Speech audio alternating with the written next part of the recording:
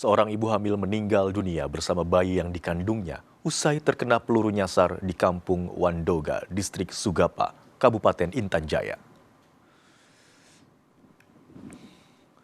Seorang ibu hamil bernama Melkiana Dwi Tau meninggal dunia bersama bayi yang dikandungnya usai diduga terkena peluru nyasar pada Kamis malam di rumahnya di Kampung Wandoga, Distrik Sugapa, Kabupaten Intan Jaya.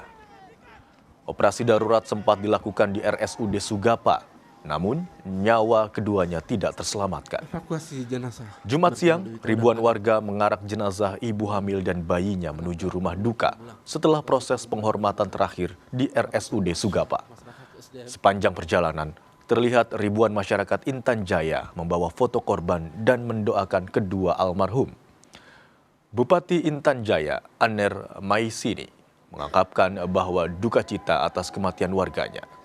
Dia bilang wilayahnya kini dalam status tanggap darurat penanganan konflik kelompok bersenjata oleh aparat keamanan.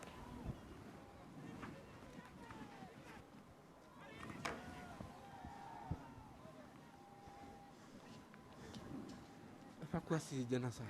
Ini hal yang di luar pikiran, dan saya sebagai bupati sangat turut berduka cita dan mohon dukungan doa dari semua pihak bahwa benar-benar kami rasakan entah masyarakat atau sementara ini jadi daerah Intan Jaya adalah jadi daerah tangkap darurat dalam penanganan